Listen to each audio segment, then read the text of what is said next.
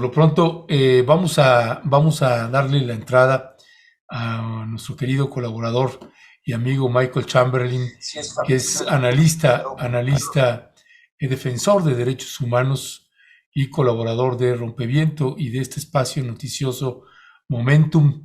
Y Michael ya se encuentra con nosotros. Michael, buenos días, bienvenido. Hola, buenos días, Ernesto, Alberto. Gusto en saludarlos. Igualmente, Michael, bienvenido, buenos días. Ya te hicimos esperar, perdón. No, no, Sí, no.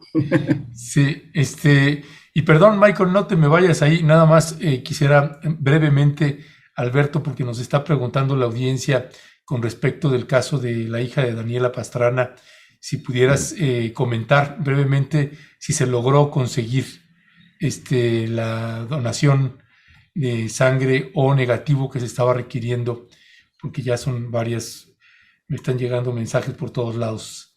Pues mira, hasta anoche todavía hacían falta, porque en realidad es un tipo de sangre muy extraño, y se hizo una amplísima convocatoria en redes, que agradezco muchísimo la solidaridad de, por ejemplo, de Horacio Franco. Un abrazo, mi querido Horacio, gracias, porque pues él tiene muchísimos seguidores, es una estrella en Twitter y nos ayudó a la difusión, y otros, y pues hasta anoche todavía hacía falta. Hoy era el día en que se tenían que presentar. Supongo que no he tenido noticias nuevas porque esto es muy temprano. Voy a preguntar a ver qué fue lo que sucedió. La operación se tiene que realizar pues lo más pronto posible porque no es fácil. Es una lesión en una vértebra cervical. Sí. Y pues hay que tener mucha confianza, pedir mucho a Dios de que todo salga bien. Y estamos en eso. Yo hasta digo que esta noche todavía faltaba, pero pregunto y en un ratito más ahí tenemos una actualización. Sí. Pedirle a Dios y a la Virgencita Morena y Rebelde, que esta es también muy apoyadora, y de la información adicional que tenemos sobre el caso. Ayer estuve en comunicación en la noche con Daniela Pastrana y me comentaba que ya había una lista de donantes y que dice, nada más vamos a esperar que lleguen en la mañana, o sea, hoy en la mañana, esperemos que sí hayan llegado ahí varios, pero me dijo que había una lista de donantes, así que gracias a toda la gente que se sumó, que nos apoyó en esta campaña. Hubo muchísimos compañeros, Monero Rapé, bueno, hubo también la Octava Digital, sacaron mucha información. Julio Astillero también. Julio Astillero, pues mucha gente solidaria. Y bueno, entrando en materia, estamos publicando hoy un artículo de Michael Chamberlain en Rompeviento TV y que usted ya lo puede encontrar en estos momentos. No sé si tienes por ahí la portada, Leonardo, que te voy a pedir si la puedes poner. Te la envié ahí por el Google Drive. Es la desprotección a periodistas y activistas, la política de patear el bote. Y pues un periodista más asesinado.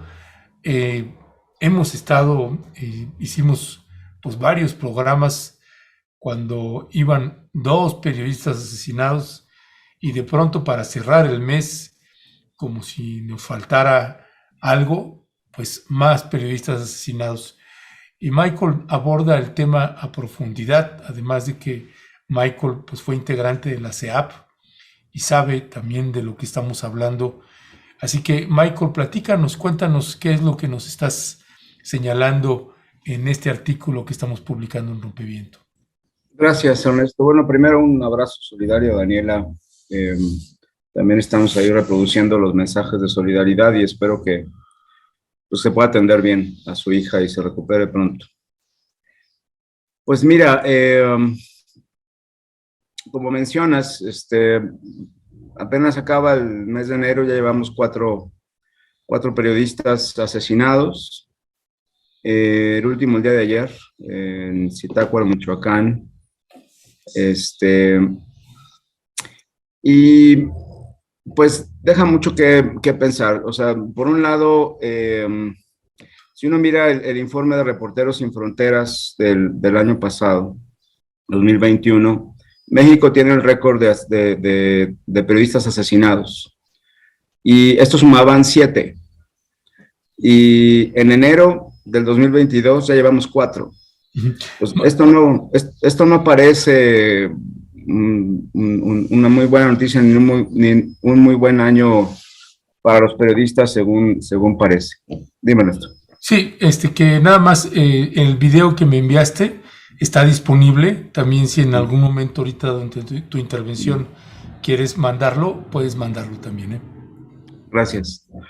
Y estos periodistas pues tienen la característica de tomar, digamos, temas de corrupción, temas de narcotráfico, de violencia, de tener amenazas por parte de autoridades locales,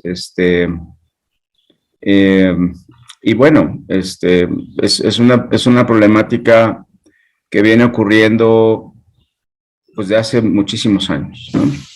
Entonces, aquí preocupado porque a la par que sucede esto, bueno, es decir que también hay una defensora asesinada, la mamá de una chica que fue víctima de feminicidio en Morelos.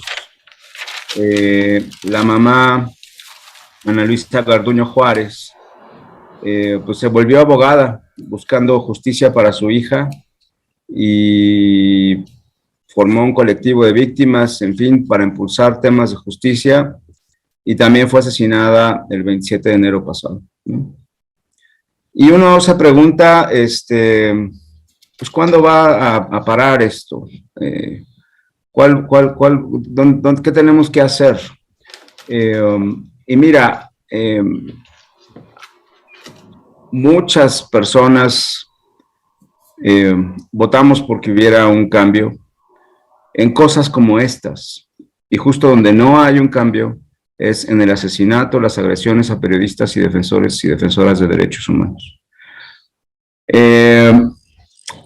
La Secretaría de Gobernación está llevando a cabo una serie de foros, encuentros con defensores y periodistas para discutir la creación de una ley general nueva y un sistema nacional de protección. Y aquí hay que tener mucho cuidado porque hay que recordar que el mecanismo de protección que se crea por ley en 2012, justo al final del sexenio de Felipe Calderón, se crea justamente porque no funciona las instituciones de procuración de justicia, que ni investigan ni protegen. Es decir, es el primer órgano probablemente extraordinario que se crea justo para atender una situación anormal como es el ataque a defensores y periodistas. Es decir, en una democracia no debería existir este tipo de ataques, y esto se crea justamente porque no funcionan las instituciones que deben investigar y proteger a periodistas y personas defensoras de derechos humanos. Y la respuesta de la Secretaría de Gobernación es crear un sistema nacional. Y eso tiene varias implicaciones. Primero, hay una tendencia, no solamente con el tema de protección a periodistas, sino en general atención a víctimas. Hay una tendencia por normalizar la atención a víctimas, o normalizar la violencia como una cosa que ya se instaló, y entonces habría que crear instituciones para atender una cosa que no debería existir. Eso pasa con la CEAP y eso pasa con el mecanismo de protección a defensores y periodistas. Y ahora se trata de instaurar que todo el país y que todos los estados tengan sus propios mecanismos de protección, cuando sabemos, por los mismos periodistas y defensores y defensoras de derechos humanos, y el mismo mecanismo lo sabe, que la gran mayoría de las agresiones vienen de autoridades locales y estatales. Entonces, no es la vía de crear, yo le digo, de patear el bote, como le pongo al título, al artículo, quitándose la responsabilidad para otorgárselas a instituciones que sabemos de antemano que no tienen la capacidad de prevenir, de proteger, de respetar, de garantizar, ni de hacer justicia. Es cierto que el mecanismo es insuficiente. La oficina de la alta comisionada en el 2019 hizo un diagnóstico y con 104 recomendaciones de lo que se debe hacer para fortalecer al mecanismo de protección a periodistas, siempre pensando que es un órgano extraordinario que eventualmente tendría que desaparecer. Pues, lejos porque no ha habido ninguna rendición de cuentas de la Secretaría de Gobernación sobre cómo ha aceptado, ha avanzado, ha asumido las recomendaciones, lanzan esta otra nueva idea diciendo que hay que repartir las responsabilidades, y yo lo que escucho adentro de Bucareli es hay que repartir el costo político de la desprotección. Me parece que es un camino equivocado, es muy serio porque en el papel van a crear un sistema que, por cierto, ningún sistema sirve, no sirve el sistema de anticorrupción, no sirve el sistema de atención a víctimas, es decir, los sistemas como tal no funcionan porque las instituciones no funcionan, no sirve el sistema de justicia, ¿no? Entonces, no nos manden, digo yo, a un sistema que van a ser muerto, como han nacido muertos todos estos, porque eso solamente va a abonar a la desprotección mayor de periodistas y defensores y defensoras de derechos humanos. Lo que debe hacer el gobierno es retomar el diagnóstico de la alta comisionada, retomar las 104 recomendaciones, discutirlas más a fondo, ¿no? Y atender de fondo también la falta de procuración de justicia. Tenemos ya que reconocer que las fiscalías no sirven para lo que fueron creadas, que están tomadas por el crimen, y limpiar y reconstruir, o no vamos a salir de esta situación que el mecanismo ya va a cumplir 10 años de creación. Este año cumple 10 años de creación, y solamente seguimos aumentando la bolsa de las personas que están siendo protegidas. Esto ya no puede seguir, y la política no puede ser la misma que la de Calderón. Tenemos que cambiar la manera de atender las agresiones y la violencia en general del país, en particular de defensores y periodistas.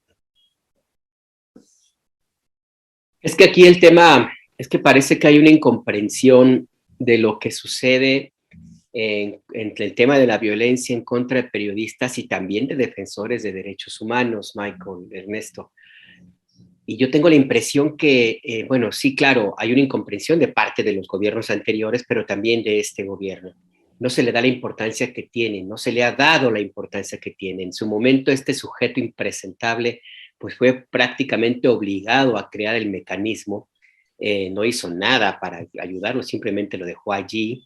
Enrique Peña Nieto tampoco le importó mucho este sistema de protección, un elemento para dar una idea de la dimensión que le daba a este Peña Nieto a este asunto, es que durante algún tiempo el mecanismo no tuvo ni un peso de presupuesto, 0 pesos, 0 centavos para el mecanismo, para proteger a periodistas y defensores de derechos humanos en un momento en el que la violencia estaba todo lo que daba también.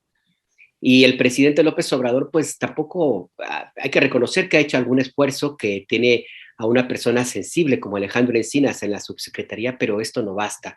Y no basta porque me parece que se está enfocando el tema, y quiero pedir tu reflexión, Michael, se enfoca el tema en una estructura burocrática para cuidar la vida de defensores de derechos humanos y periodistas en términos muy pragmáticos, o el botón de pánico, que Ernesto lo conoce muy bien, que decía, como decías, que para que nada más sepan dónde te desapareciste. ¿Dónde desapareciste? Sí, sí. Exactamente, o el que te pongan alguna vigilancia de guardaespaldas que en su caso algunas veces ha servido, en fin, pero no se hace nada o muy poquito para ver el tema de fondo, la impunidad. Y tú lo mencionas en tu artículo, mientras no se limpie las fiscalías estatales y mientras no se termine con la impunidad y la ausencia o la omisión o el desdén para investigar las agresiones a defensores y periodistas, poco se puede hacer, ¿no, Michael? ¿Cómo ves tú este punto? Mira, yo fui parte del primer consejo del mecanismo de protección durante 4 años, como, bueno, en representación de la sociedad civil, y fui parte también de la Junta de Gobierno. A mí me tocó esos primeros años, generar los protocolos, las herramientas de análisis para protección de defensoras y periodistas, todo el inicio del mecanismo. Y siempre hubo una insuficiencia, y lo repite el diagnóstico la Oficina de la Alta Comisionada, en el sentido de que no hay suficientes analistas. O sea, hay problemas serios, como mencionas, en cuanto a las medidas que se otorgan. Pero quiero decir que hay muchos que están desprotegidos porque no hay suficientes analistas que, aunque ya admitieron a beneficiarios y beneficiarias, no logran desahogar en tiempo y forma las evaluaciones de riesgo y luego las reevaluaciones de riesgo. Hay una falta de atención en particular a la problemática que viven los periodistas y periodistas desplazadas.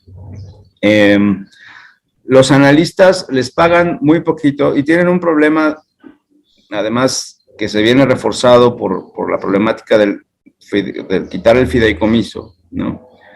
Que cada año les cortan el presupuesto y durante los primeros meses del mes, ahora mismo, enero, febrero, marzo, para que los analistas viajen, tienen que pagar de su bolsillo los gastos, los viáticos, para ir a realizar los análisis de riesgo.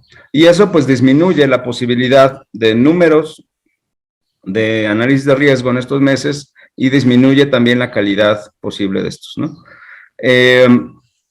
Tienen pocos analistas, en fin. Hay una serie de limitaciones que se vienen además agravadas por quitar el fideicomiso, ¿no? Hay un problema muy serio con la empresa desde siempre, a la que han contratado, eso también se tiene que revisar y lo hemos dicho en diferentes momentos. En fin, hay elementos para fortalecer al mecanismo que no han sido suficientemente atendidos por este gobierno. Y tienes razón, Alberto,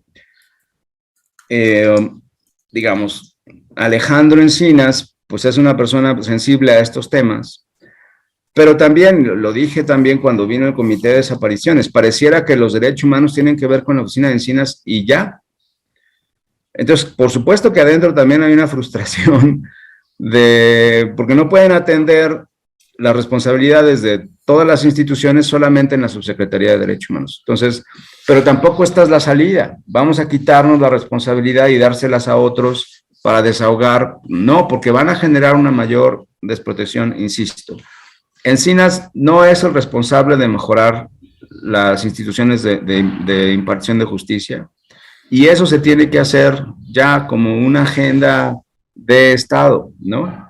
Encinas no es responsable de lo que hacen los gobiernos de los estados, ni los municipios, ¿no? Entonces, si no generamos una política mucho más comprensiva, que va mucho más allá de la subsecretaría, insisto, esto no solamente va a colapsar el mecanismo, sino además lo van a desmantelar lo poco que se tiene con la creación de un sistema ilusorio. Ya, Michael, en la experticia que tienes sobre el tema, ¿qué hacer si los mecanismos de protección estatales, pues ya sabemos que en la mayoría de los casos, o en un número importante de casos, no solamente no sirven, sino también están vinculados posiblemente, muy posiblemente, a actores de la criminalidad que tenemos en el país? Entonces se ha planteado en unos momentos quitarlos y dejar solo a la institución federal. Sabemos que este tipo de detalles sigue sin atender el problema estructural. Así que en esta lógica, pensando en el aquí y el ahora, mientras se atiende lo estructural, ¿cuál es, desde tu mirada, algunas acciones, pues por lo menos más inmediatas? Y te lo digo también, Michael, como periodista, porque de veras que a veces uno piensa que no es que te van a desaparecer, sino que te va a dar un infarto en los caminos, porque da mucho miedo, de veras. Uno va así con los 5 sentidos y otros 5 que te aparecen, muy alerta, ¿no? Y eso, estamos hablando de los periodistas que vamos a campo, No estoy hablando de los que viven ahí, ¿no? ¿Cuál es desde tu valoración, algunas acciones pues, más inmediatas o medianamente que se puedan implementar en materia de protección a defensores de derechos humanos y periodistas? Déjame decir dos cosas. Sí, Una es, en estos foros, Guillermo Fernández, que es el representante de la alta comisionada aquí en México, dijo, todas las autoridades tienen la obligación, todas, y esto incluye evidentemente los estados y los municipios. Tienen que crear sus sistemas, eventualmente sí. La ventaja que había desde que se creó el mecanismo es que el periodista o la periodista, la defensora de derechos humanos, tenía la prerrogativa de decir quién quiero que me proteja. Porque no confío en la policía estatal, porque no confío en la policía municipal, yo prefiero que me proteja la policía federal en aquel entonces, ¿no? Pasaba lo contrario, ¿ah? O sea, había quienes decían, yo no quiero que me proteja la policía federal porque, ¿no? Es decir, entonces eso ayudaba justamente a, o sea, no generar mayor temor, por un lado, ¿no? Lo que quiero decir es, sí, los estados tienen que hacer sus esfuerzos por proteger a las víctimas todas, periodistas y activistas incluidas, pero no desmantelar lo que ya existe. Y atendiendo a lo que dices, Ernesto, no podemos perder más tiempo. Las recomendaciones están desde el 2019 y no han sido atendidas. No podemos perder más tiempo para mejor proteger a periodistas y defensores de derechos humanos. No tenemos de otra. O sea, o fortalecemos el mecanismo mientras, como dices, cambian las cuestiones estructurales, ¿no? Y generamos mejores condiciones para la protección en general. Y esto tiene que ver con la estructura del mecanismo en sí, con las políticas, con las medidas de protección, en términos de lo que dice el diagnóstico de la alta comisionada, o vamos a seguir sufriendo esto. E insisto, lo que urge es que haya investigaciones, que haya gente detenida, no por el afán de detener a nadie, porque tampoco soy muy punitivista en ese sentido, pero si no hay detenciones, va a ser mejor aliciente de seguir cometiendo crímenes a plena luz del día. Reporteros Sin Fronteras, si uno mira su reporte, se da uno cuenta que la gran mayoría de las agresiones a periodistas en el mundo tiene que ver con detenciones arbitrarias. La gente está en la cárcel. Esa es la tendencia que hay mundialmente, ¿no? En México nos evitamos eso, mejor los matamos, ¿no? Por eso tenemos el mayor número de periodistas asesinados en el mundo. E insisto, el año pasado fueron 7 y en enero ya son 4. ¿Cuántos más van a venir? Entonces, las discusiones que hoy está teniendo la Secretaría de Gobernación deberían ser en términos de cómo responder a las recomendaciones de la ONU para fortalecer el mecanismo y qué vamos a hacer, y eso yo creo que lo tiene que poner sobre la mesa el presidente López Obrador para que haya justicia real para las víctimas en este país. La verdad es que ese es el punto. Delito que no se castiga se repite. Y esto lo vemos en el caso de los periodistas y también de los defensores de derechos humanos.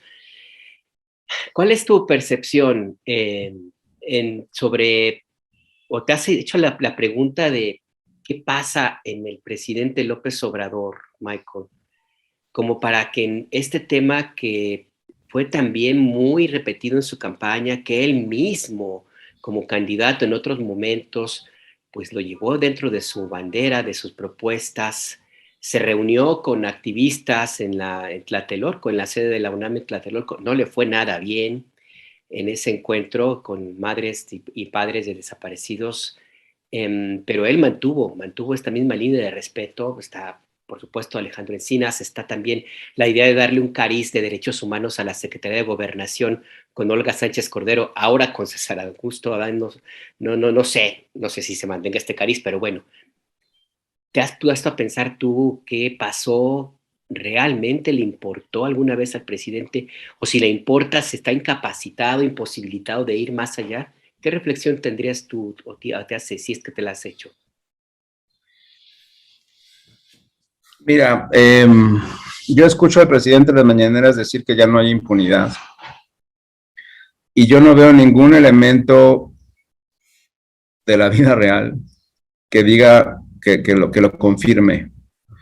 El otro día, justo con el nacimiento de Lourdes, dijo en la mañanera, lo estamos investigando. Y digo, ¿quién lo está investigando? ¿La presidencia? Esto debería investigarlo la fiscalía. Todo el mundo vemos los escándalos de Hertz Manero y cómo politiza la Procuración de Justicia, mientras las madres de los desaparecidos tienen años buscando justicia. Y no hay nadie, o sea, los niveles de impunidad son del 97%. Si hay problemas, yo no entiendo por qué el presidente no reconoce que hay problemas. Es más fácil decir, hay problemas, vamos a buscar cómo atenderlo, y me da la impresión que lo ignora. Y hace afirmaciones pues muy temerarias, como ya no hay impunidad, cuando todos los datos, incluidos los datos oficiales, señalan todo lo contrario. Y la inacción de la fiscalía no es tema, y sigue diciendo que él confía en el fiscal. O sea, después de que persigue a su cuñada, o sea, es verdaderamente inverosímil lo que estamos viendo, ¿no? Y yo creo que ha terminado por politizarse el tema, ¿no? Entonces, mientras no despoliticemos, mientras no, pues sí, salgamos de esta lógica de quiénes son enemigos y amigos y nos enfoquemos realmente a procurar justicia, vamos a seguir viviendo violencia en este país. Ya son 3 años. Y la violencia no solamente continúa, aumenta para periodistas, para defensores y para víctimas en general. Ejecuciones, desapariciones, vemos, y lo único que estamos haciendo es normalizar esta situación, ¿no? Tenemos que decir, ya basta, ya basta. Y de una vez me adelanto, tampoco es que yo crea que los de antes lo hacían mejor, por supuesto que no, yo voté por Andrés Manuel, ¿no? Justo por eso, porque queríamos cambiar la situación, ¿no? Pero en este sentido, no ha cambiado, ¿no? Y tenemos que hacer algo al respecto. Ya, pues Michael Chamberlain, te agradecemos como siempre este análisis a profundidad que nos presentas en este análisis, en este artículo que estás presentando. Y sí, como bien señalas, y qué bueno que te adelantas, porque sí, de pronto aparecen chayotero y no sé qué. Pues no. Aquí está usted escuchando pues datos duros y crudas realidades y que va más allá de quién está como presidente de la República o de qué partido es. Tiene que ver con un problema serio, grave, estructural que tenemos en el país y que lo hemos señalado una y otra vez. Tiene que hacer un cambio drástico en esta estrategia de seguridad que está implementando el actual gobierno del presidente Andrés Manuel López Obrador. Y es urgente, y sí, coincidimos ahí con Michael, pues ya basta. Es otro ya basta más en el país. Michael, muchísimas gracias. Como siempre, te mandamos un fuerte y fraterno abrazo. Muchas gracias a ustedes. Hasta luego, Michael. Cuídate. Hasta luego.